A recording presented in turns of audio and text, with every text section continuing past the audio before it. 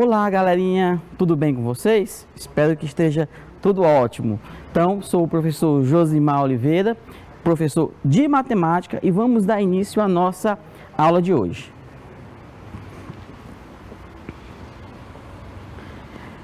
Na nossa aula de hoje, nós iremos tratar um pouco sobre operações com os números racionais.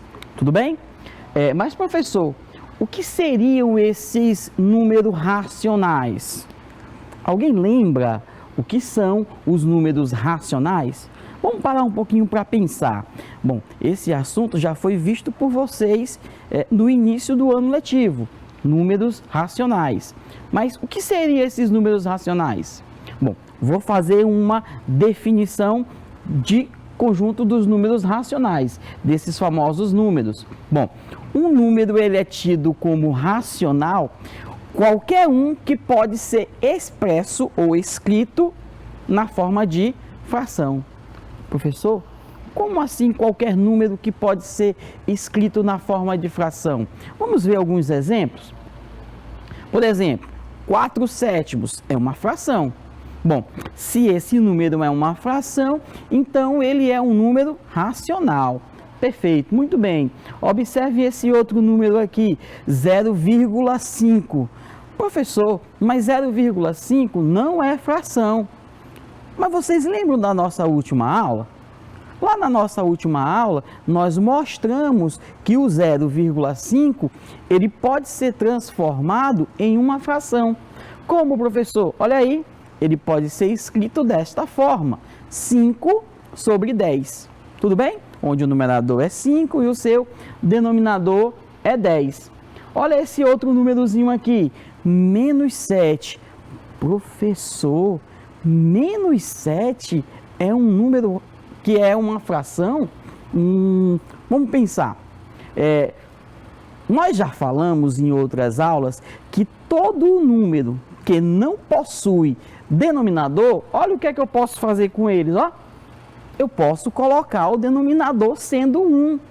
Porque nós já concluímos desde o 6º ano que a fração nada mais é que uma divisão entre o numerador e o denominador. Quando você pega 7 dividido por 1, aliás, -7 dividido por 1, qual é o resultado que encontraremos?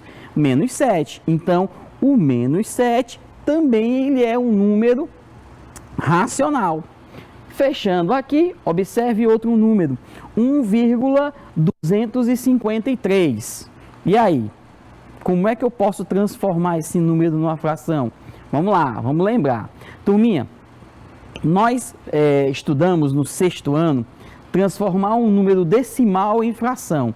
Como é que eu faço isso? Bom, você vai observar o seguinte, esse número ele possui quantas casas decimais? Perfeito, 3 casas decimais. Então, quando ele possui 3 casas decimais, eu posso transformar esse número como sendo uma fração cujo denominador, observe, interessantíssimo, onde o denominador é uma potência de base 10. Muito bem, perfeito. Olha, já ouvi a resposta aí dos coleguinhas. 1253, percebam, ó, 3 casas decimais, ó, 3 zeros no denominador. Então, 1253 sobre 1000, que também é uma fração. Ah, professor, então lembrei agora, né? Já estou ciente do que seria ou do que é um número racional. Mas o nosso objetivo agora não é falar somente dos números racionais, é sobre operações com os números racionais. Vocês nas aulas anteriores estudaram problemas envolvendo adição e subtração com os números racionais. Viram aquela ideia lá da reta numérica, onde quando você soma números com o mesmo sinal, vai dar uma operação com o sinal igual à da soma dos dois, não é isso? E a subtração entre esses números também vocês já estudaram. Na aula de hoje nós vamos focar a multiplicação e a divisão com esses números racionais. Vamos lá para o nosso primeiro problema, mas antes disso, vamos lembrar algumas técnicas que são fundamentais para resolver essas operações, tanto na multiplicação quanto na divisão. Vamos lá, gente, ó. Não esqueçam dessas informações.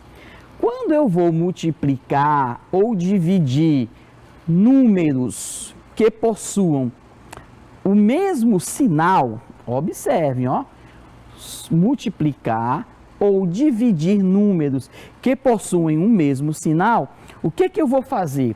Eu vou fazer essa operação e o resultado vai ser sempre um número positivo. Vocês lembram?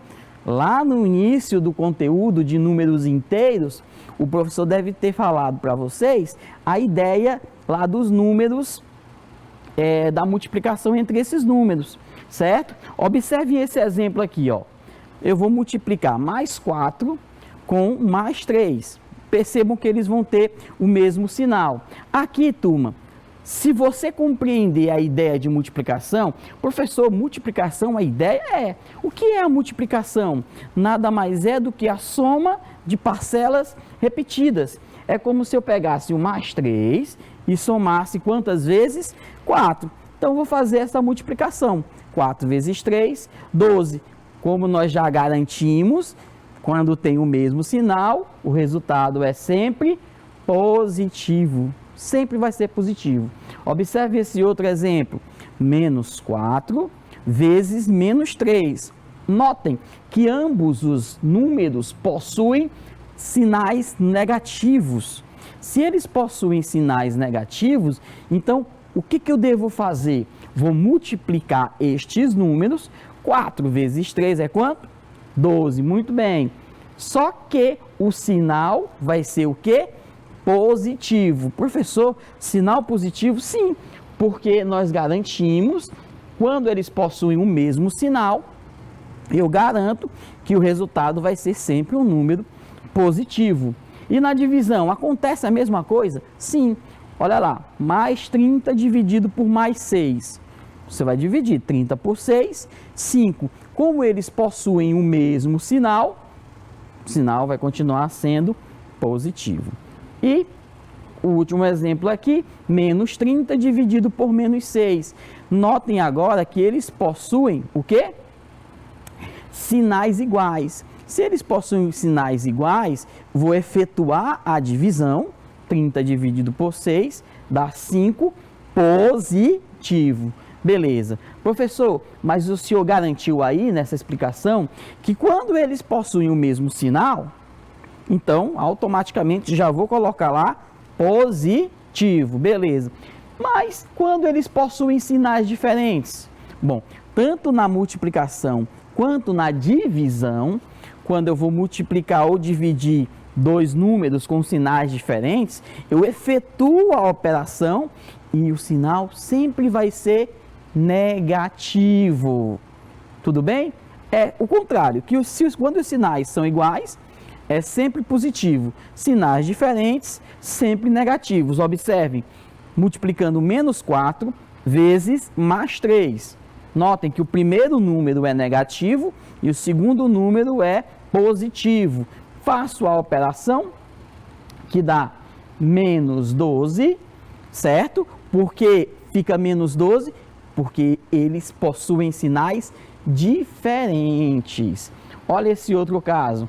Mais 4 vezes menos 3. Notem agora que o primeiro número é positivo e o segundo é negativo. Quando eu faço a multiplicação entre esses dois números, o resultado é o produto deles, 3 vezes 4, 12, e o sinal sempre vai ser negativo, porque ambos possuem sinais diferentes.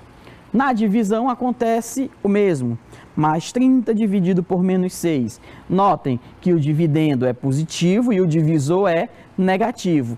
Efetuo as operações, 30 por 6 dá 5. O que? Qual é o sinal dele? Perfeito, negativo. Por que o sinal é negativo? Porque eles possuem sinais diferentes, né? E uma outra situação é quando o dividendo é negativo e o divisor é positivo, ó, menos 30 dividido por mais 6. Novamente, eu vou fazer a operação normal, 30 dividido por 6, que sabemos que dá 5, só que o sinal vai ser o quê?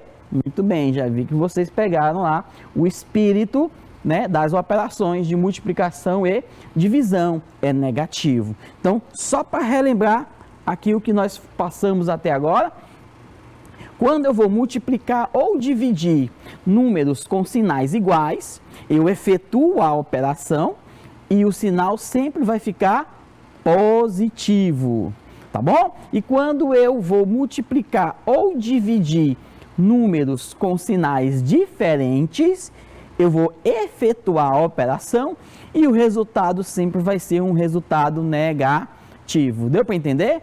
Beleza, vamos ver isso com alguns problemas. Vamos lá, problemas envolvendo operações com números racionais, no caso, multiplicação e divisão. Olha o primeiro caso aí, ó. Pamela foi ao supermercado e comprou 4 frascos de iogurte, que custa R$ 2,95 cada um. Quantos reais ela gastou na compra? Percebam que aqui é uma operação simples de multiplicação, né? Nós temos 4, que é a quantidade de frascos de iogurte que foi comprado, e vou multiplicar por 2,95. Bora lá? Coloco, né, na forma tradicional de efetuar a multiplicação e faço as multiplicações normais, ó. 4 vezes 5 dá 20, sobe 2, 4 vezes 9, 36, mais 2, 38, 3, vai lá para a parte inteira, 4 vezes 2, 8, mais 3, 11. Beleza, mas agora eu tenho que perceber um detalhe. Percebam que 2,95 ele possui 2 casas decimais. Se ele possui 2 casas decimais, a partir do último algarismo do meu resultado, eu vou ter que voltar 2 casas. Porque o resultado vai ser um número decimal. Observem, ó, 11,80. Voltando 2 casas, ou seja, Pamela, ela gastou R$ 11,80 com a compra desses iogurtes. Vamos para outro probleminha. Mário fez uma torta e separou 1/4 para dar a seus primos. Como ele tem 3 primos, cada um deles, claro, recebeu 1/3 desse pedaço que ele separou. A parte que ele separou, certo? 1/4 do bolo, da torta, perdão, ele pegou e dividiu por seus 3 primos, ou seja, cada um deles recebeu 1/3. Quanto da torta cada primo recebeu? Olha, percebam, né? Quando eu digo que eles receberam 1/3, não foi 1/3 da torta, foi 1/3 do pedaço que o tio Mário guardou para eles. Certo? Que o primo, né, guardou para eles. E agora, como é que eu faço para determinar quanto foi que cada um recebeu? Vamos pensar? Bora lá. Primeiro, o que foi que o Mário fez? Ele pegou 1/4 do bolo. Pegou o bolo, dividiu, pegou da torta, né? Pegou 1/4 da torta. Depois, ele dividiu entre os seus 3 primos, certo? Ou seja, eles ganharam 1/3 desse 1/4. Então, eu vou ter que fazer essa multiplicação. 1/4 vezes 1/3. Quando eu faço essa multiplicação, eu vou garantir e determinar o pedaço da torta inteira que cada um recebeu. Professor, mas como é que eu faço a operação entre esses números racionais? Muito simples. O que é que nós vamos fazer? Vou multiplicar numerador com numerador, porque quando eu multiplico frações, eu multiplico numerador com numerador e denominador com denominador. A primeira operação nós teremos 1 vezes 1, claro, dá 1. Agora, 4 vezes 3 dá 12. Ou seja, cada um dos primos de Mário, da torta inteira, eles receberam 1/12. Não é fácil fazer operações com os números racionais? É, professor. Agora, vou contar com a participação de vocês. Pegue aí um lápis, uma borracha, um papel, seu caderninho e vamos lá para esses problemas que para vocês responderem.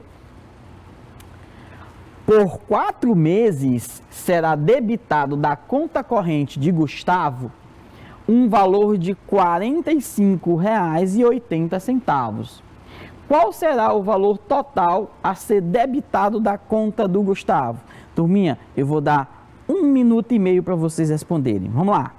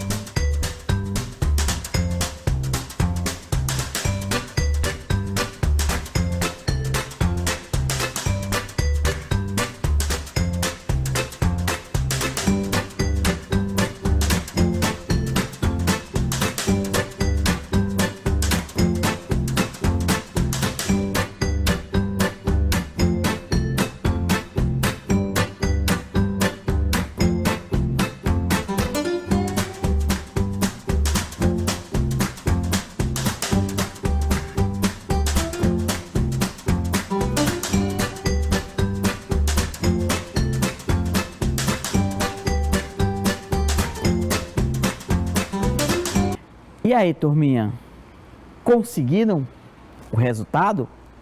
Não encontraram? Vamos pensar alguns detalhes.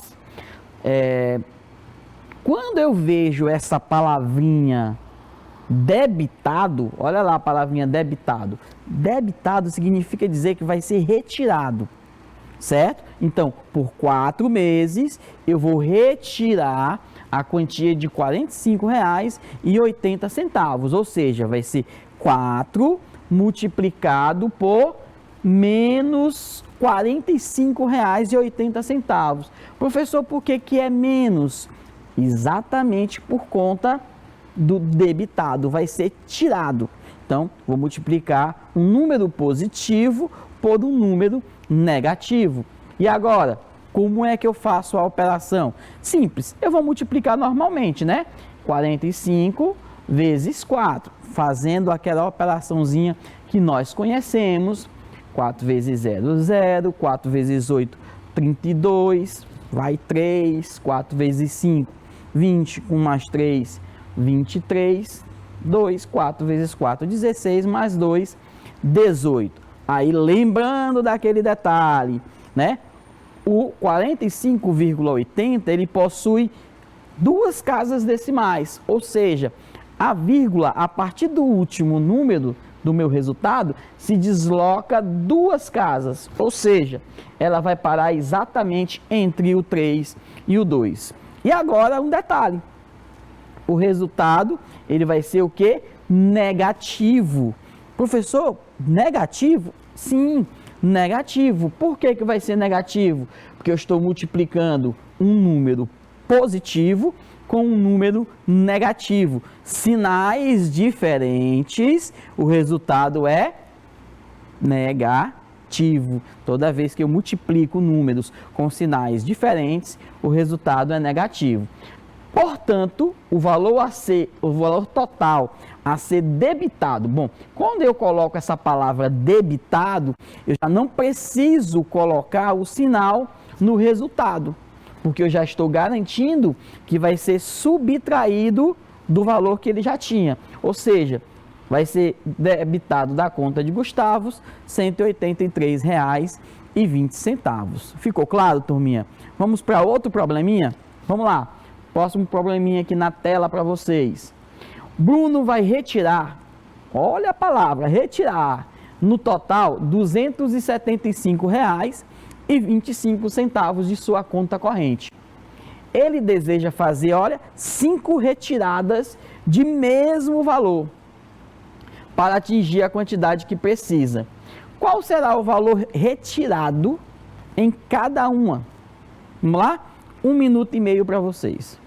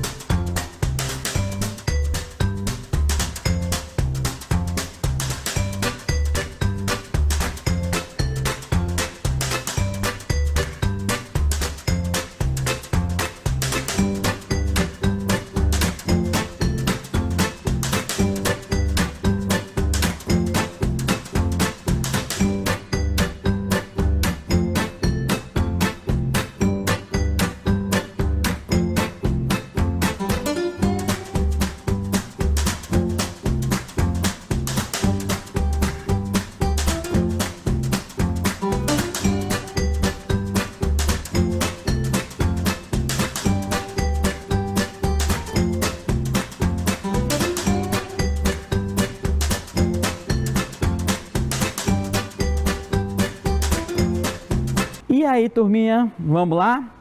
Conseguiram responder a este problema? Opa, já vi aqui que alguns interpretaram de forma diferente. Como assim, professor, interpretar de forma diferente? Porque você poderia pensar que os valores retirados, os 5 valores, seriam de R$ 275,20. Aí você vai e faz a multiplicação. Não é assim. Ah, não, professor. Vamos entender direito a questão. Ele quer retirar, no total, R$ 275,25. Ou seja, as 5 retiradas que ele for fazer da conta corrente dele, tem que resultar em R$ 275,25. O que nós estamos querendo saber no problema é qual o valor de cada uma dessas retiradas. Ah, professor, então a operação é uma divisão e não uma multiplicação. Mas, vamos lá, eu vou retirar o total 275. Quando eu falo em retirada, eu já automaticamente imagino o número sendo um número negativo, menos 275 dividido por 25, porque vai ser a retirada. E mais uma vez explico por que é divisão, porque eu quero saber o quanto vai ser retirado em cada uma dessas idas, né, ao banco do Bruno. Bora lá. Fazendo a divisão, nós temos que lembrar primeiro que o número, dividendo possui 2 casas decimais. Quando ele possui 2 casas decimais, para fazer a divisão, fica mais fácil você retirar a vírgula, certo? Como é que eu faço para retirar a vírgula, professor? Desde o 6º ano vocês trabalham com essa ideia, né? Se ele possui 2 casas decimais, significa dizer que basta eu acrescentar 2 zeros ao divisor e retirar a vírgula. Olha como é que fica agora. Ao invés de aparecer a vírgula entre o 5 e o 2, né, das centenas e das dezenas, certo? Eu acrescentei 2 zeros e retirei essa vírgula. Agora, a divisão que eu vou fazer é menos 27.525 dividido por 500. Tudo bem? Vamos fazer essa divisão aí? Eu vou omitir o sinal de negativo, de menos. Vou efetuar a continha. Olha, 27.525 dividido por 500. eu vou pedir ajuda aqui a minha tabuadazinha do 500, já que o divisor é 500, e vou fazer a divisão. Percebam que eu tenho que pegar agora os 4 primeiros algarismos do número 27.525, que é o dividendo. Pegando os 4 primeiros, vou ter 2.752. Na minha tabuada, qual o número que mais se aproxima? É o 2.500. Então, vou multiplicar por 5. Quando eu multiplico por 5, vai dar 2.500 e faço a subtração. Fazendo essa subtração, o resultado que vai sobrar, 252. Vou baixar agora quem? O 5. Olha como é interessante. E vou efetuar a divisão 2.525 por 500. Qual o número que mais se aproxima? Novamente, nós vamos ter o 2.500. Então, quociente 5, vai para lá, 2.500. Faço novamente essa diferença. Sobra 25. Agora, eu vou acrescentar um zero, porque 25 não dá para dividir por 500.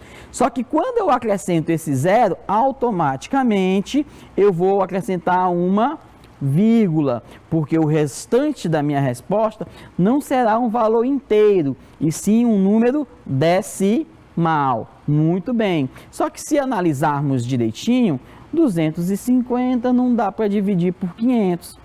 Eu vou ter novamente que baixar outro zero, né? Acrescentar outro zero. Mas, será que eu preciso acrescentar outra vírgula? Não pode. Professor, e agora? O que eu devo fazer?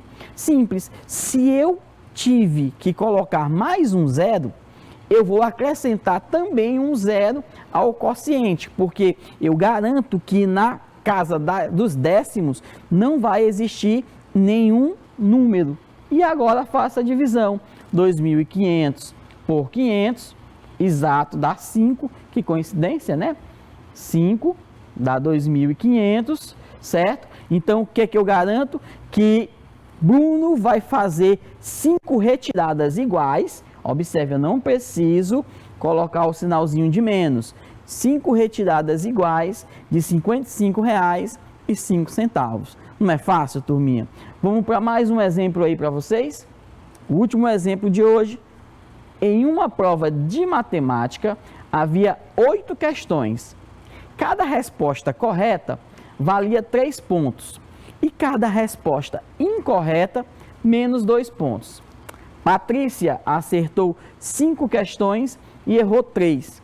Qual foi sua pontuação? Essa é bem facinha. Então, eu vou dar para vocês 30 segundos. Vamos lá? 30 segundos contando.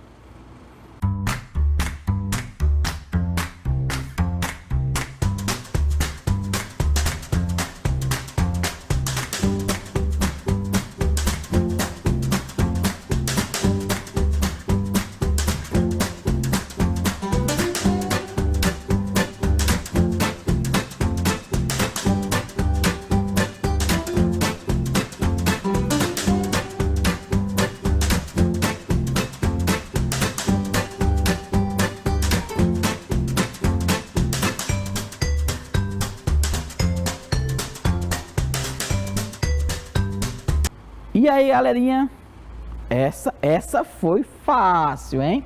Observe, se Patrícia acertou 5, então cada resposta correta deve ser multiplicado por 3, que é a quantidade de pontos que vale cada uma das respostas corretas.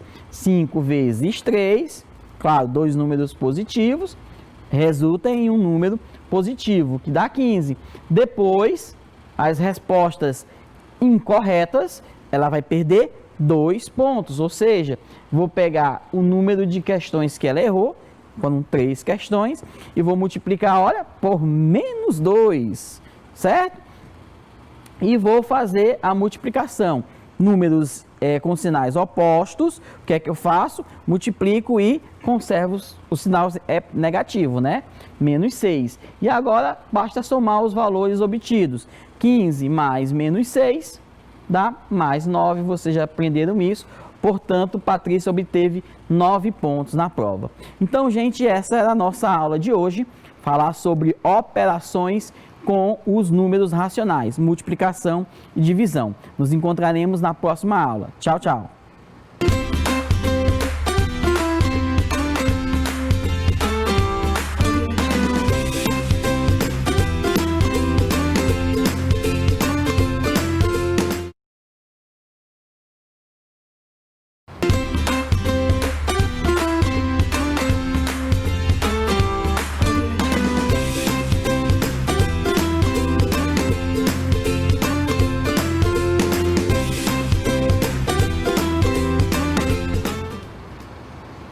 Olá, galerinha do 7º ano, tudo bem com vocês?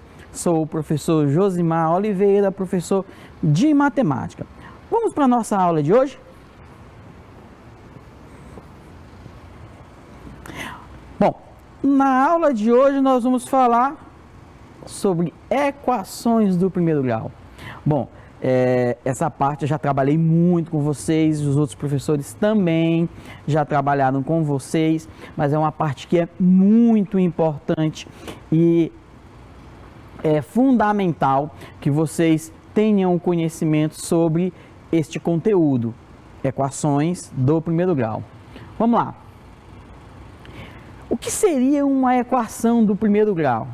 Na minha aula de equações do primeiro grau, nós recorremos ao dicionário, vocês lembram? Eu lembrei. Bom, mas eu não vou me adentrar muito nessa parte da língua portuguesa, do dicionário. Então, equação é toda a igualdade, olha como é legal, toda a igualdade em que pelo menos um dos membros apresente uma variável, ou uma incógnita, ou uma parte literal, como nós já tínhamos falado anteriormente. Vamos ver aqui o que seria esses membros, o que seriam essas variáveis. Olha aqui o primeiro exemplo, 2x mais 10 igual a 20. Percebam que eu tenho uma letra, esta letra é chamada de parte literal, variável, incógnita, fica a seu critério. Bom, mas percebam o seguinte, a parte que está à esquerda da igualdade, ela é denominada primeiro membro, e a parte que está logo à direita da igualdade, ela é denominada segundo membro. Olha outro exemplo aqui, ó, 3y igual a 75. Percebam que agora a minha variável passa a ser que letra? O y. E novamente eu vou ter à esquerda da igualdade o primeiro membro, à direita da igualdade o segundo membro. Mas, como nós já batalhamos muito na parte de equações, nós vamos, a partir de agora, aprender a resolver alguns problemas com o auxílio das equações. Vamos comigo? Peguem caderno, papel, o lápis, a borracha. Vamos lá, vamos responder alguns problemas. Eu vou responder os 2 primeiros problemas e em seguida eu vou contar com a colaboração de vocês para que vocês treinem essas resoluções junto comigo. Bora lá, primeiro probleminha. Marta comprou uma calça e uma camisa, gastando R$180. Vamos lá, vamos pensar. A calça custou o dobro da camisa. Quanto Marta pagou pela calça? Bom, turma, então, em situações dessa forma, nós devemos montar a equação. Mas para montar a equação, nós temos que analisar as informações que são dadas no problema. Bora lá, imagine o seguinte, ó, a camisa. A camisa ela foi mais barata do que a calça. Então, eu vou dizer que a camisa, ela custou X reais, que eu não sei o valor dela. Tudo bem? Então, se eu não sei, eu vou transformar esse valor desconhecido em uma variável, que é o x. Geralmente utilizamos o x, mas a letra fica, como eu já falei em aulas anteriores, a seu critério. Bom, só que a calça custou o dobro. Se a calça custou o dobro, ela custou quanto? Muito bem, 2x. Mas somando somando a calça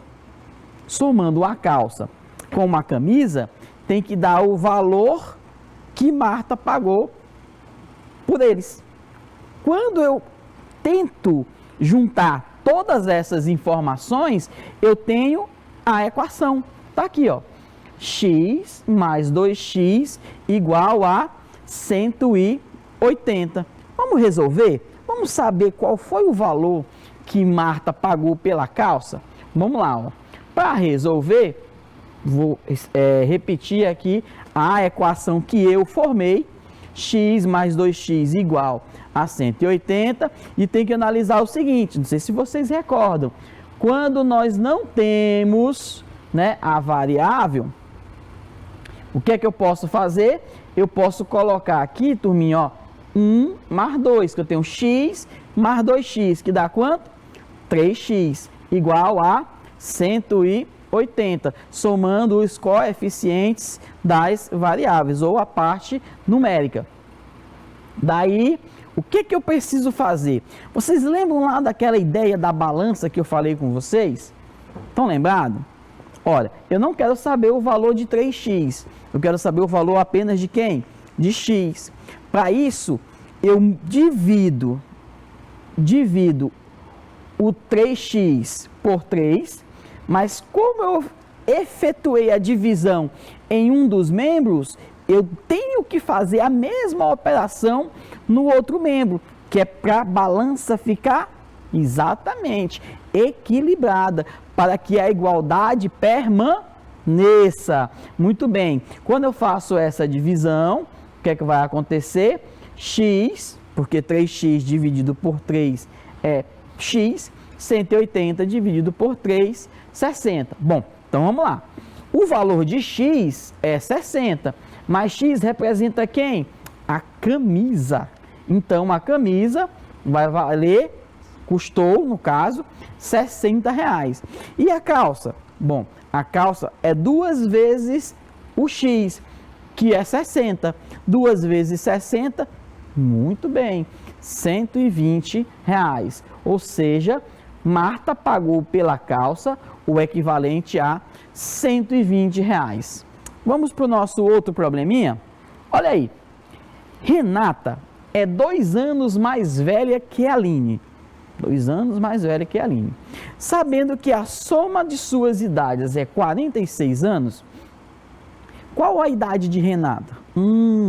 Vamos lá. Como eu falei para vocês, nós devemos analisar todas as informações que são mencionadas no enunciado, certo? Vamos lá, vamos começar aqui, sabe por quê? Pela Aline, porque a Aline é mais nova do que Renata. Então eu vou dizer que a Aline, eu não sei a idade dela, eu vou chamá-la, né, a idade de Aline de X. Eu vou garantir que a Aline tem X anos. E a Renata? Olha, percebam, não é o dobro, é apenas 2 anos mais velha. Ou seja, se a Aline possui X anos, a Renata vai possuir X mais 2 anos. Perfeito. Essa vai ser a idade de Renata. Agora, as suas idades somadas equivalem a 46 anos. E agora, o que eu vou fazer? Eu vou tentar juntar todas as informações que eu tenho. Olha lá, quando eu junto essas informações, o que eu consigo garantir? A equação.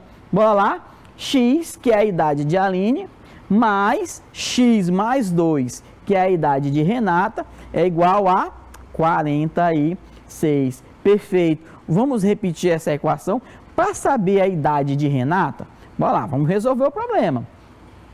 X mais 2 é igual a 46. Observe o seguinte, ó. Quando uma variável não possui uma parte numérica, eu posso atribuir o número 1. Não tem problema, porque não vai alterar a quantidade de x que existe nesse primeiro termo aqui, em cada um dos termos. E agora, o que eu vou fazer? Eu vou somar esses termos, esses coeficientes numéricos. Quando eu somo esses coeficientes numéricos, o que vai aparecer? 2x. 1 mais 1, 2. E eu repito a variável que é x. 2x mais 2, que é igual a 46. Novamente, temos que lembrar lá daquela nossa primeira aula de igualdade. Vocês lembram, né, que eu falei sobre a balança? Bom, eu preciso retirar esse 2 do primeiro membro. Para retirar esse 2 do primeiro membro, o que é que eu vou fazer? Certo? Eu vou acrescentar, eu vou subtrair no primeiro membro 2. Vou subtrair 2. Por quê, professor? Porque quando eu pego 2 menos 2, fica 0. E eu não preciso representar o 0. Não preciso colocar o 0. Mas tem que lembrar daquilo que eu falei. Se eu subtrair 2 ao primeiro membro, eu obrigatoriamente devo também subtrair 2 no segundo membro. Daí, eu vou ter o seguinte resultado. Ó. No primeiro membro vai permanecer quem? 2x. E no segundo membro vai aparecer 44, porque 46 menos 2 dá 44. Mas eu quero agora saber o valor de um desses x. Aqui eu tenho o valor de 2. 2x é 44. E um deles, bom, eu dei até uma dica nas aulas anteriores sobre equações. Basta eu dividir, para saber o valor de um desses x, pelo coeficiente que restou, né, da parte literal. Qual foi o coeficiente que restou aqui? Foi 2. Então, eu vou dividir ambos os membros da igualdade por 2. Quando eu divido ambos os membros da igualdade por 2, o que é que vai aparecer? X. Porque 2x dividido por 2 é x. 44 dividido por 2 é igual a 22. Então agora eu já posso saber qual é a idade de quem? De Aline. Bom, Aline tem x anos. Se ela tem x anos, significa dizer que ela tem 22 aninhos. E Renata, olha lá, Renata tem x mais 2. Se o x é 22, 22 mais 2 dá igual a 24. Muito bem. Não é fácil resolver as equações? Vocês querem praticar um pouquinho? Vamos lá. Probleminha para vocês agora, turminha, ó. Carla e Bruna têm juntas R$ 250. Carla possui R$ 70 a mais, olha interessante, que o dobro da quantia de Bruna. E agora, hein? Quantos possui cada uma delas? Bom, eu vou dar 1 minuto e meio para vocês.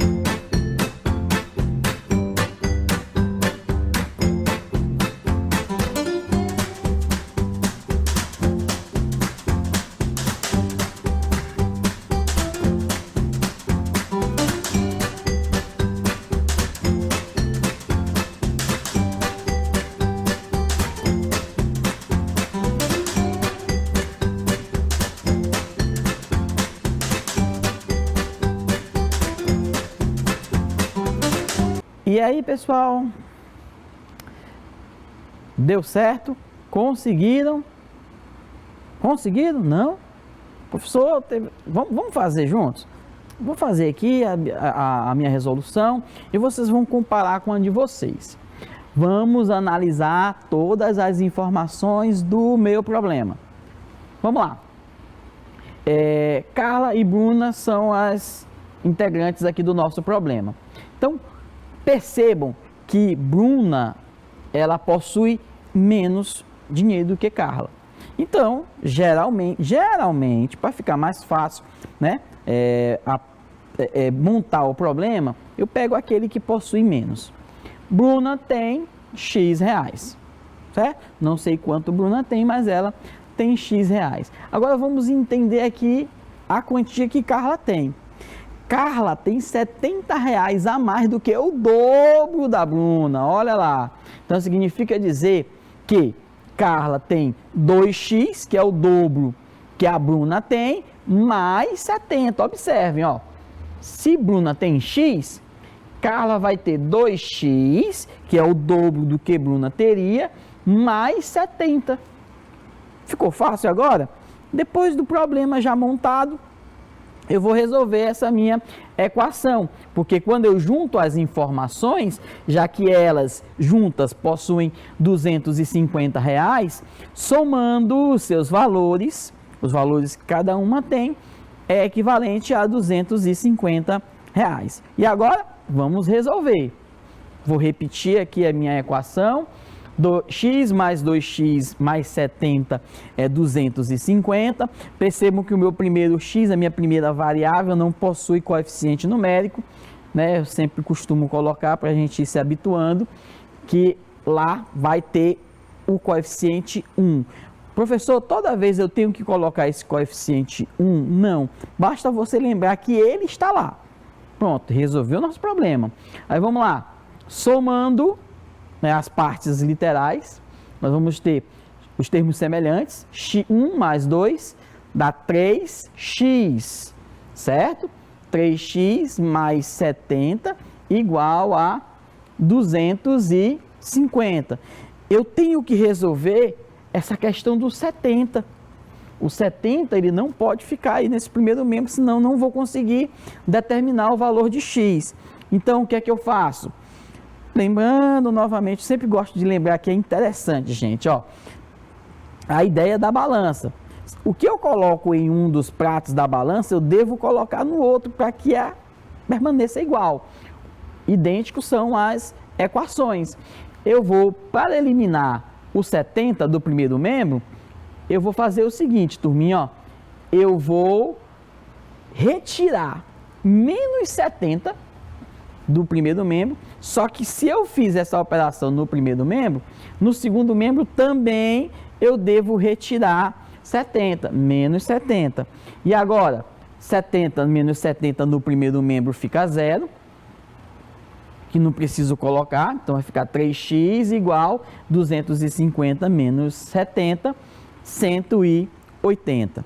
E agora, turminha, eu não quero saber o valor de 3x, eu quero saber o valor de x, perfeito. Lembrando, aquela dica que eu dei para vocês, basta eu dividir pelo coeficiente numérico da parte literal, que é quanto? 3. Então, eu vou pegar o primeiro membro, dividir por 3, mas como eu dividi o primeiro membro por 3, eu também devo repetir essa operação no segundo membro, dividindo também por 3. Daí nós teremos 3x dividido por 3 dá x, 180 dividido por 3 é igual a 60. Ou seja, Bruna vai possuir x reais, não é isso? Ó? Então, Bruna, ela tem 60 reais. E já a Renata, a Carla, ela vai possuir o quê? 2x mais 70. Mas esse x nós já sabemos que é quanto?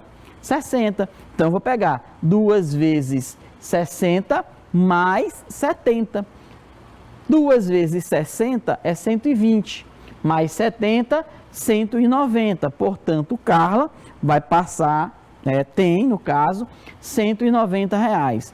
Geralmente, você pode fazer um teste para saber se o que você fez, se a conta que você fez, deu certo.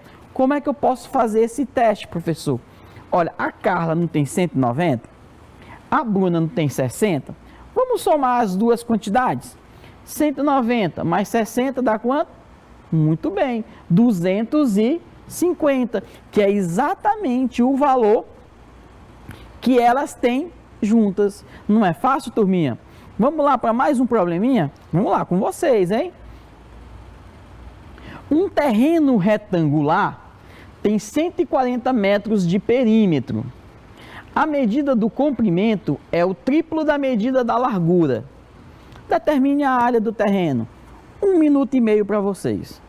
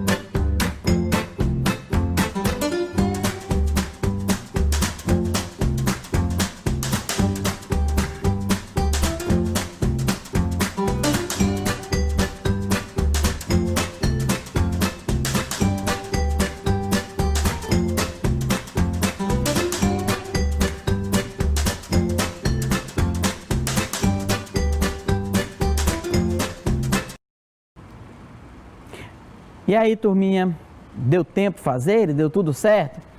Vamos lá, essa aqui é bem tranquila, desde que você tenha uma estratégia para resolver a questão. Vamos lá, se eu tenho um terreno retangular, é interessante que eu mostre a figura. Ó, desenhe a figura.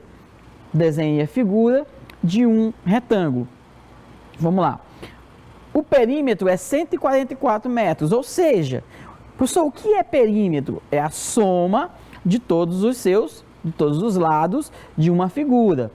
Daí ele disse que o comprimento é o triplo da medida da largura. Olha aqui, eu vou chamar a largura, eu desconheço o tamanho, né, a largura, vou chamar de x. Mas lembrando, se uma das larguras do retângulo é x, a outra também terá o mesmo valor, também vai ser x. Notem aqui no problema que o comprimento é o triplo da largura. O comprimento do terreno é o triplo da largura. Se a largura é x, quanto vai ser o comprimento? Perfeito, ó. O comprimento é 3x. Se o comprimento de um retângulo é 3x, o outro também vai ser 3x. Agora fica fácil de resolver, porque montando a equação e sabendo que o perímetro é 144, basta somar todos os lados. X mais 3x mais x mais 3x, que é igual a 144. Vamos resolver? Vamos encontrar o valor? Repetir a equação. Quando não tem, né, o coeficiente numérico, o que é que eu faço? Costumo sempre colocar o 1, mas não são obrigados, desde que vocês lembrem que vai ter esse 1, e vou somar quem? Os coeficientes numéricos das partes literais, porque eles são semelhantes, né? Eu só posso somar exatamente porque eles são semelhantes. Somando esses termos, né, nós vamos ter o quê? 6x, né? 6x igual a 144. Dividindo tudo por 6, vai ficar x igual a 24, largura 24. Daí, turminha, comprimento é 72. Vamos lá? Próximo probleminha para vocês. Em um campeonato de kitesurf são oferecidos R$ 30.000 aos 3 primeiros colocados. O primeiro colocado recebe 10 mil a mais que o terceiro colocado. O segundo colocado recebe o dobro da quantia do terceiro. Qual é o prêmio de cada um? Lembrando que kitesurf, certo? É esse esporte aqui bem radical. Turma, vou dar 1 minuto e meio para vocês.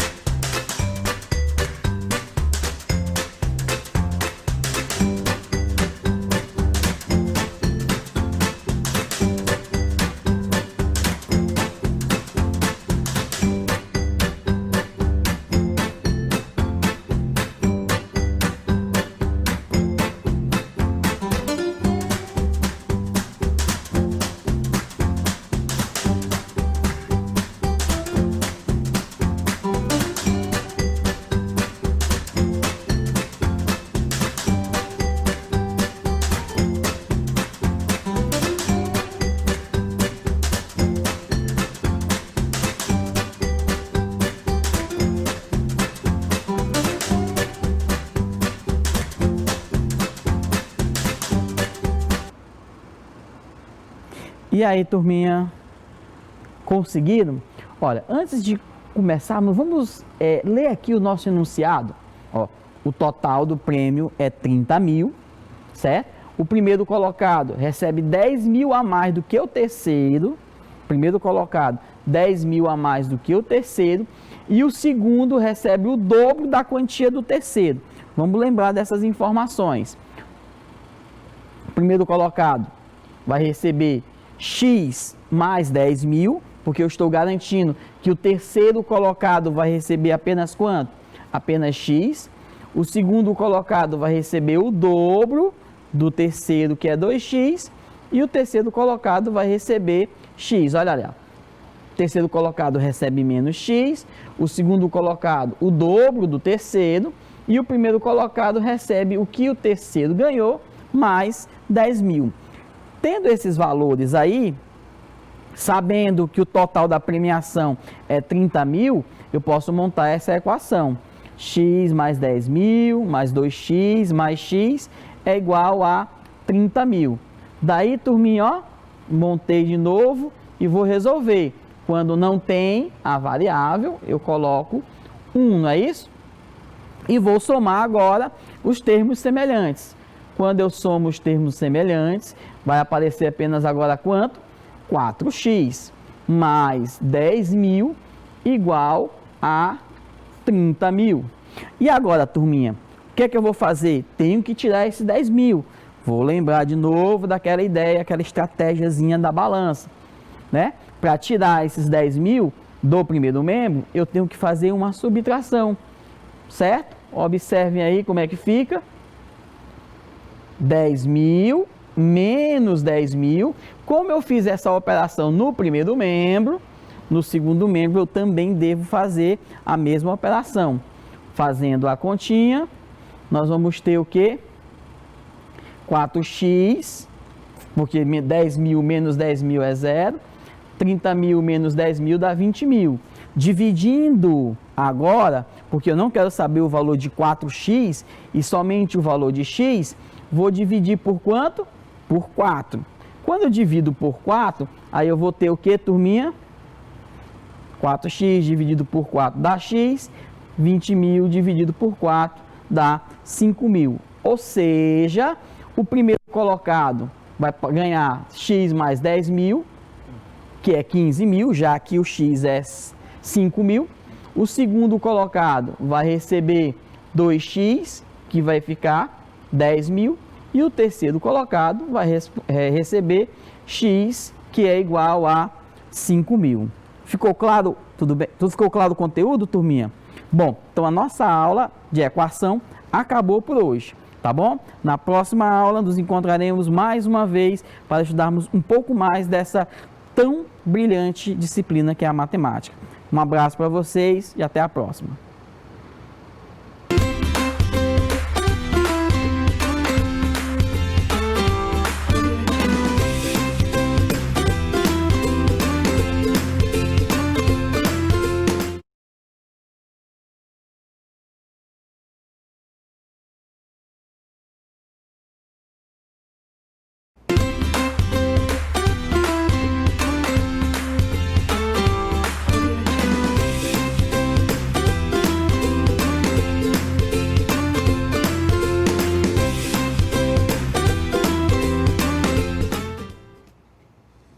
E aí, garotada, tudo beleza?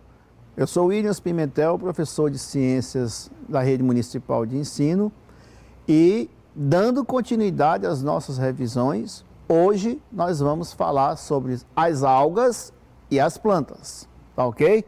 Nós vamos enfatizar principalmente os aspectos de importância ecológica, de importância para o ser humano desses dois grupos de seres vivos.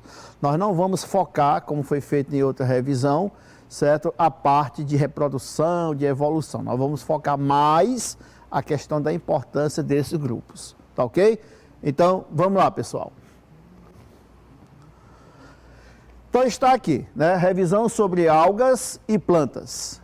E vamos começar agora. Então, a nossa primeira questão, né, eu dei uma mudadinha para quebrar um pouco essa questão de múltipla escolha, eu fiz uma misturadinha. Por que as algas são importantes para o equilíbrio ecológico dos ecossistemas aquáticos, né? Porque assim como as plantas, né, têm uma importância ecológica para os ambientes terrestres e até alguns ambientes aquáticos, as algas, principalmente as chamadas microalgas, elas são extremamente importantes na manutenção e no equilíbrio de ecossistemas aquáticos. Como elas são seres autótrofos fotossintetizantes, elas representam a base de sustentação, de alimentação de todo o ecossistema aquático. Além de a sua atividade produzir gás oxigênio. E ao contrário do que muita gente ainda pensa, o grande responsável pela renovação do gás oxigênio do nosso planeta e a retirada do gás oxigênio da atmosfera não são as plantas, são as algas. Tá? 90% da renovação do oxigênio do planeta é feito por microalgas. Então é muito mais grave a poluição de ambiente aquático, referindo-se a essa questão, do que os impactos das florestas. Tá ok? Mas vamos lá. Por que elas são tão importantes, portanto? Porque elas realizam fotossíntese. Elas fornecem alimento para os seres que são chamados de consumidores primários e assim, pela relação da cadeia das teias alimentares, todos os nutrientes orgânicos são passados para todos os seres vivos. Né? Então, são componentes extremamente importantes, diria, essencial em qualquer ecossistema. Então, vamos ver a resposta que nós colocamos aqui. A importância das algas no equilíbrio ecológico dos ecossistemas aquáticos se dá porque são produtores, em outra linguagem, são autótrofos fotossintetizantes, do alimento que nutre direta ou indiretamente os demais seres aquáticos, né? Observando a distribuição do alimento na relação de predação, de parasitismo, né? Na relação que existe entre os seres vivos, consumidores, e esse alimento é passado juntamente com a energia para toda uma teia alimentar que forma o ecossistema. Tá certo? Essa é a grande importância. Além disso, fornece oxigênio e retira gás carbônico. A gente usa o termo técnico, é a fixação do gás carbônico atmosférico, né? O que ajuda a equilibrar o efeito estufa e enriquecendo a atmosfera e a água com oxigênio. Tá ok? Então vamos lá. A nossa segunda pergunta: qual é a relação das algas com o oxigênio? Nós acabamos de explicar. As algas, como são autótrofas, fotossintetizantes, elas, através do processo da fotossíntese, absorvem água e gás carbônico da água ou da atmosfera, utilizando como fonte de energia a energia luminosa, convertendo em matéria orgânica, alimento e liberando o gás oxigênio. Tá ok? Portanto, a resposta seria mais ou menos essa. As algas são grandes fornecedores de gás oxigênio que abastece a vida aeróbia em todo o planeta. Por isso que eu falei anteriormente, tá? Aquela expressão que se dizia, que infelizmente algumas pessoas ainda dizem, que a floresta amazônica é o pulmão do planeta, essa não é uma verdadeira, tá? Por quê? Referindo-se ao pulmão do planeta com a liberação de gás oxigênio. 90% do gás renovado, do gás oxigênio, são feitos por algas e não por plantas. Tá ok? Então vamos lá, seguindo. A nossa terceira questão. O que as algas pirrófitas eliminam?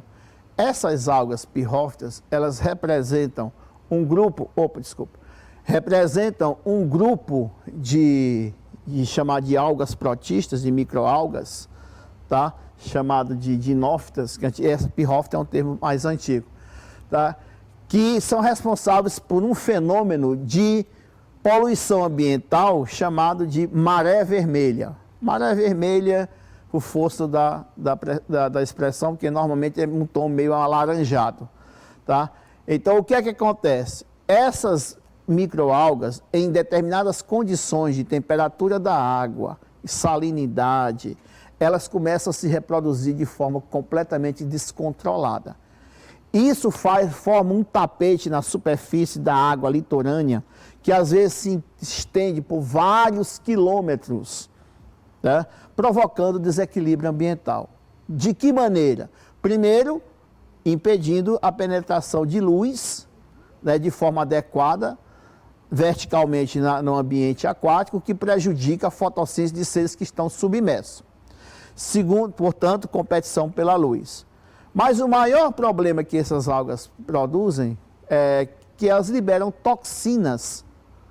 Certo? Elas produzem toxinas e essas toxinas produzidas entram dentro das teias alimentares através do processo de alimentação.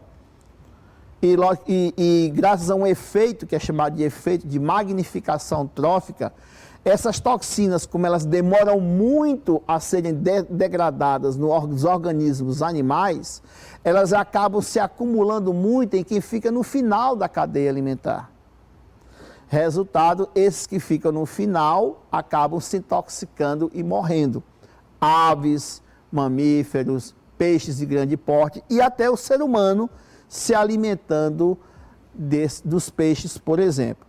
Tem um caso que chamou muita atenção no início do século passado, que foi a morte de 108 crianças intoxicadas por substâncias produzidas por essas algas, certo? Por conta da alimentação com peixe, durante, né, o advento da maré vermelha, tá? Então ocorre com muita frequência no Japão, na Austrália, na costa leste africana e aqui no Brasil, mais lá para o sul. Tá? Também acontece, com menos intensidade, mas acontece. Então essas algas liberam substâncias tóxicas que podem afetar os seres vivos que habitam a água e até mesmo banhistas na praia. Certo? Muito bem. Então vamos lá, a nossa quarta questão. O que acontece quando há despejo de produtos químicos de indústria e esgoto? Olha, esse é um processo, tá, que é muito comum porque, infelizmente, em muitos países, inclusive o nosso, não existe interesse, não existe o hábito de tratamento do lixo, né?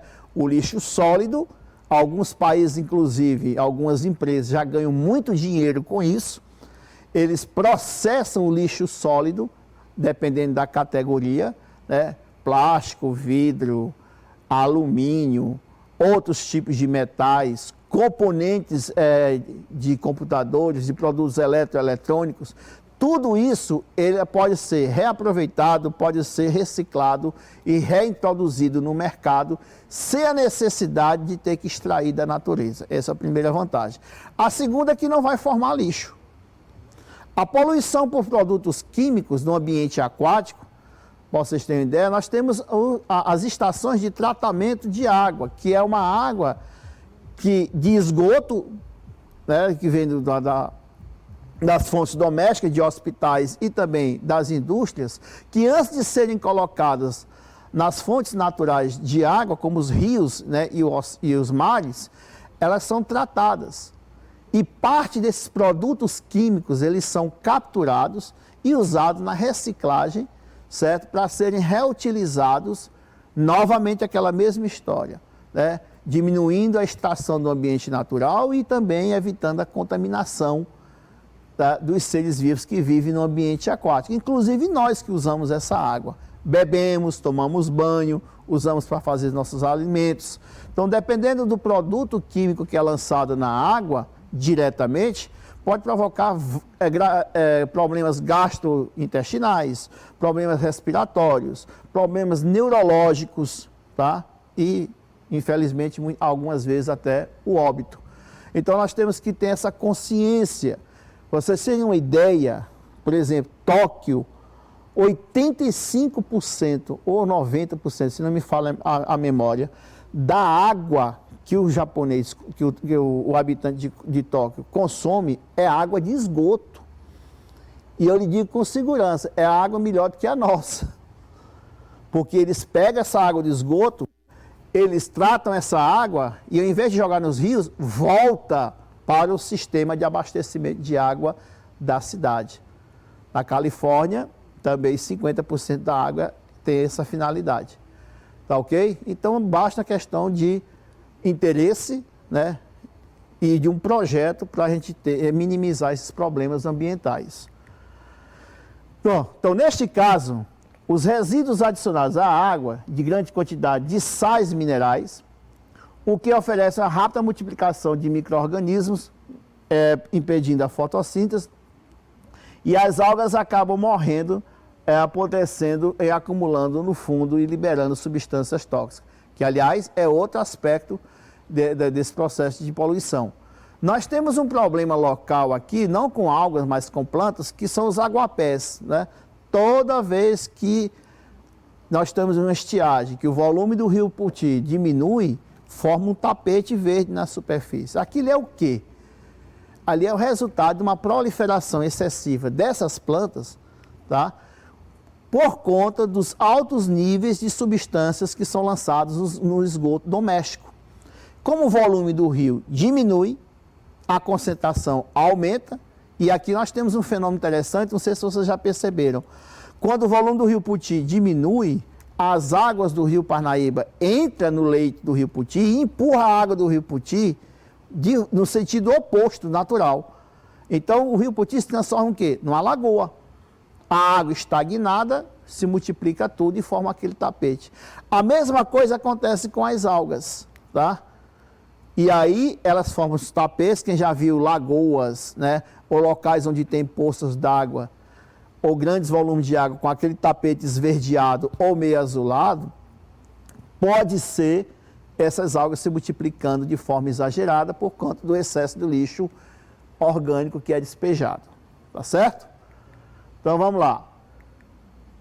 5. Porque na água doce, se a reprodução das águas for intensa e em reduzido em tempo causa problemas. Bom, na água doce, no caso específico, certo? Quando você tem uma reprodução excessiva de algas, causa prejuízo, por quê? Já foi mencionado anteriormente. Você tem condições, por exemplo, nutricionais, fontes de nitrogênio, sulfato, e essas algas começam a se multiplicar rapidamente, forma-se um tapete na superfície. Isso a gente chama de eutrofização das águas. Cobrindo a superfície, impede a penetração de luz para as algas e as plantas que vivem submersas, né? O que vai levar à morte de uma grande quantidade de seres produtores. Os seres consumidores que se alimentam dele também vão morrer. E aí vai haver uma decomposição desse material todo morto no fundo do leito do local. O que é que acontece em seguida? A decomposição. Os seres decompositores vão rapidamente se proliferar e digerir aquilo, o que vai aumentar o consumo de oxigênio que está na água. Diminuindo a concentração de oxigênio na água, o que vai provocar a morte de animais maiores, como peixes. Quer dizer, é o efeito em cadeia, certo? Por conta do acúmulo de microalgas em um curto espaço de tempo no ambiente aquático.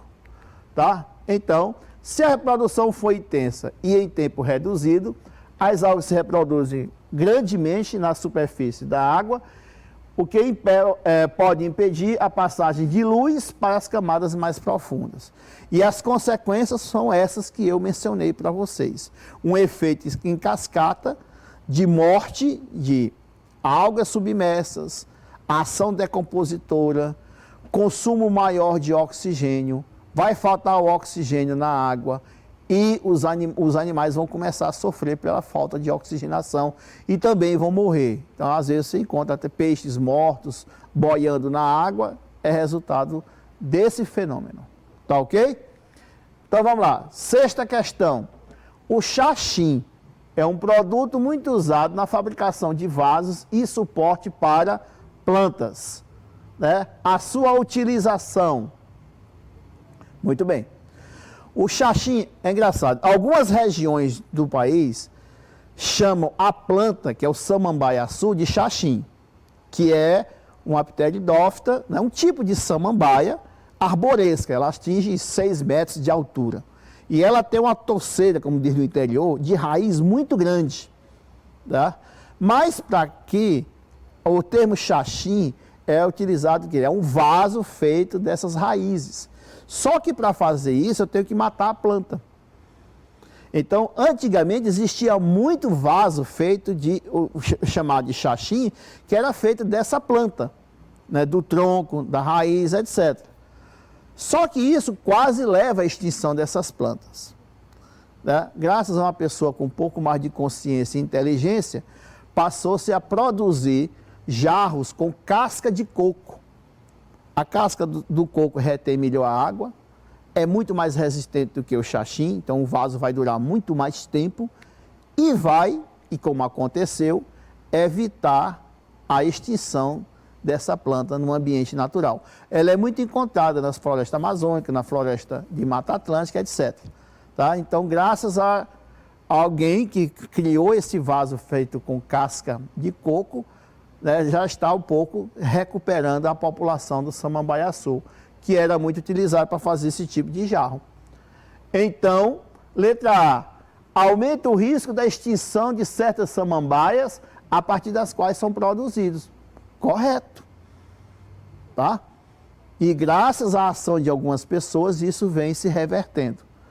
Tá? E são coisas muito simples, gente. A maioria das ideias para evitar a extinção de espécies, elas partem de ideias criativas, simples e muito baratas. É muito mais barato você produzir esse material feito de casca de coco do que você ter que entrar na floresta, derrubar uma árvore, né, arrastar ela para fazer xaxim. Tá? Então, tá aí a resposta. Aí a letra B diz que não acarreta nenhum impacto ambiental. Claro que acarreta, porque vai estar levando à extinção de uma planta. Tá? Aumenta o risco de extinção de certas gramíneas, a partir das quais é produzido. A samambaia não é uma gramínea, a samambaia é uma pteridófita, é um grupo bem diferente da gramínea, que é uma angiosperma. Não acarreta nenhum impacto ambiental, pois é produzida a partir de raízes de plantas aquáticas secas. O samambaiaçu é uma árvore do ambiente terrestre. Provoca extinção de certas palmeiras. Bom, apesar do aspecto parecer, mas as palmeiras, elas são angiospermas, como por exemplo o coqueiro, tá certo? Então, não vai se encaixar também na letra E. Portanto, letra A, alternativa correta. A sétima questão. Na região de Campos de Jordão, ocorre ainda em grande quantidade o pinheiro do Paraná, que forma um excelente alimento. Pergunta-se, qual a classificação do órgão que é comestível? Primeira coisa, gente, o pinheiro do Paraná, que é uma árvore que representa um bioma muito característico no Brasil, que foi quase destruído, que é a mata de araucária. Esse bioma, ele está sofrendo uma erosão por causa do crescimento da cidade, da exploração da madeira e também do consumo desse produto. Isso foi muito intenso no começo, né, quando veio a colonização pelos europeus, que eles utilizaram bastante essa árvore para a construção de casas, construção de cerca, né, e como a situação era muito difícil no começo, porque o governo brasileiro prometeu um paraíso para quem viesse para cá, né? Na realidade, quando os europeus chegaram aqui, não encontraram nada, certo? Tiveram que comprar terrazinhas com o próprio dinheiro e a alimentação era muito difícil e usava esse produto como alimento, era a base da alimentação, tá certo? Então, hoje em dia, existem leis bastante rígidas para a proteção do pinheiro do Paraná. Nessas regiões serranas do Rio Grande do Sul, do Paraná, de Santa Catarina, onde você vai encontrar essas plantas, não pode derrubar. Se você estiver passando uma estrada, dê a volta, não pode tocar. Se você estiver construindo em casa, tiver um pinheiro do Paraná, faça ao redor dela. É proibido, certo, mexer nessas plantas. Bom, então qual é o órgão comestível? Bom, tem que lembrar o seguinte, o pinheiro do Paraná, qual é o grupo de planta que ela pertence? Pertence ao grupo das gimnospermas. As gimnospermas são plantas que não têm flor e nem têm fruto. Então quem pensou em fruto pode esquecer. Elas produzem sementes nuas, tá? Porque os estróbilos, que é a estrutura reprodutiva, que alguns autores chamam de flores atípicas, eu não prefiro usar esse termo, tá? Elas produzem uma estrutura que é a semente, que aliás o advento da semente ocorreu pela primeira vez nos ancestrais dessas plantas, que permitiu que o embrião se desenvolvesse longe do corpo da planta adulta, fornecendo alimento, proteção para o embrião, até que ele pudesse germinar e se transformar em uma nova planta. Ok? Então, o pinhão que se come, né, que pode ser comido cru, torrado, cozido, misturado com qualquer outro alimento, é a semente do pinheiro do Paraná, tá? Que produz em grande quantidade. Ok? Aí vamos para a oitava. Olha essa frasezinha aqui, um trechozinho de Macunaíma, né? Que é um livro do Mário de Andrade. Me acocorei em riba destas folhas, catei meus carrapatos. É só essa frase. Aí tem dois grupos de seres vivos. Folhas de quê? Da planta e carrapato, que é o animal. Tá? Tudo vai estar em torno disso aí.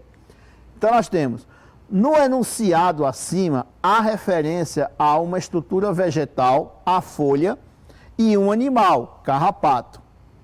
Tendo em vista essa referência, o que é que ele quer saber? Cite e explique as funções das folhas para o vegetal. Tá? A folha, ela é responsável por alguns fenômenos extremamente importantes para as plantas. Primeiro, não podemos deixar de falar novamente, a fotossíntese, que converte substâncias inorgânicas na presença de luz em alimento e oxigênio. Tá? Um segundo poderia ser as trocas gasosas com o ambiente. Quem principalmente faz isso são as folhas, tá? Quando ela está realizando fotossíntese, absorve gás carbônico, tirando gás carbônico da atmosfera e liberando oxigênio. Beleza. Temos também ainda a transpiração, que é a eliminação de água na forma de vapor, que é uma forma que ela tem, controlando essa transpiração, de manter um fluxo contínuo de líquido dentro dela, já que ela não tem coração. Tá? E também a agutação, que é um outro fenômeno que poderá ser explicado em outra oportunidade. Então, certo? Os dois processos importantes nós temos. As folhas, né, são órgãos vegetais especializados nas trocas gasosas entre o vegetal e o meio, que eu falei, e a produção de matéria orgânica através da fotossíntese. Tá? E além das outras que eu citei para vocês. A letra B, relacione o carrapato com produtividade animal. Produtividade significa o quê? É tudo aquilo que é consumido, né, menos o que é usado na respiração e o que é dispersado para o ambiente. Tá? Então, os carrapatos são aracnídeos, e ao contrário do que muita gente pode pensar, não tem nada a ver com inseto. São ectoparasitas de animais vertebrados. Gado de todo o grupo, basicamente todos os tipos de gado sofrem a ação de carrapato. Alguns seres humanos também, aí eu acho mais falta de higiene. Tá? Animais silvestres também têm bastante carrapato. Então eles são ectoparasitas hematófagos. Alimentam-se de sangue e são transmissores de doenças infecciosas, como por exemplo a erliquiose para cachorro, que é letal se não for tratado. Tem a febre maculosa, que acontece em seres humanos, que se não for tratado também pode matar a pessoa. Desse modo, em grandes concentrações, podem comprometer consideravelmente a produtividade pecuária. Por quê?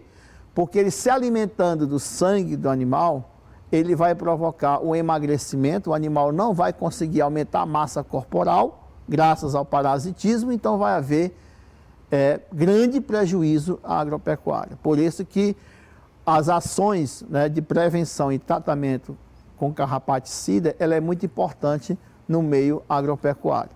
O animal com muito carrapato, ele emagrece e, logicamente, que ele não vai servir para a sua finalidade, que é a produção de leite ou a produção de carne.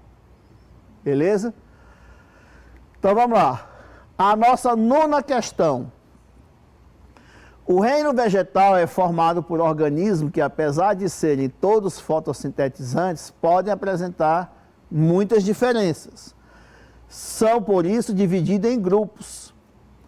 Identifique cada um dos grupos representados a seguir.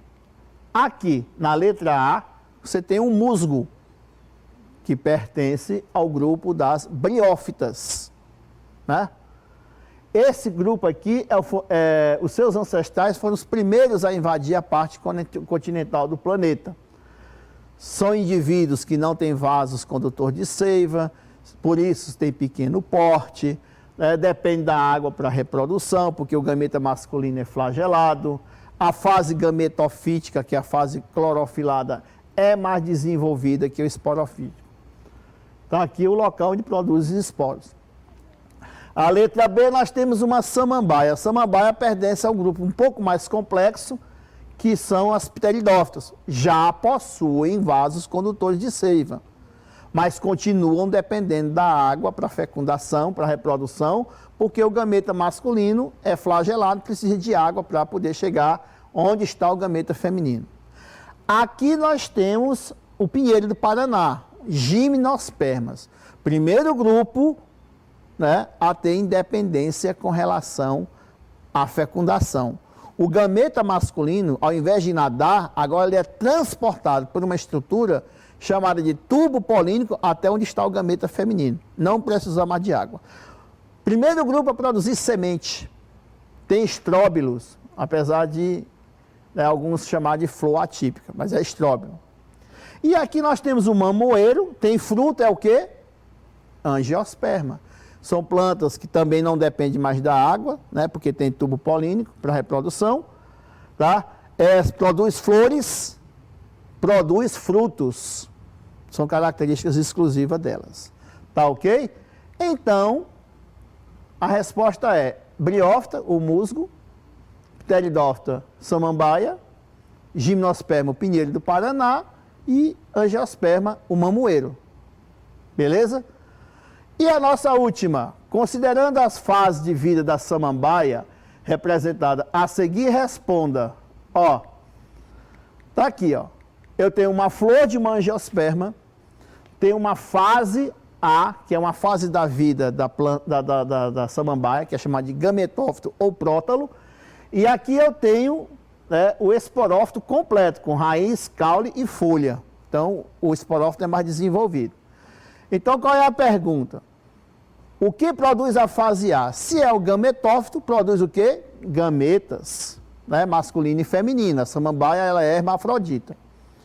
Qual é o nome da fase A? Eu já falei, é um gametófito chamado de prótalo. Tá ok?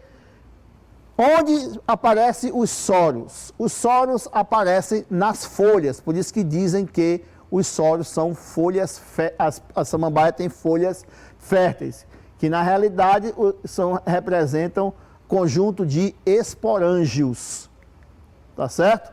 Onde acontece a fecundação? Em solo úmido, já que o gameta masculino tem que nadar para chegar até o gameta feminino, tá ok? Então, minha gente, era isso que eu queria mostrar a vocês sobre algas e plantas. Espero que vocês tenham tirado as dúvidas de vocês e até a nossa próxima revisão. Um grande abraço no coração de vocês. Até mais.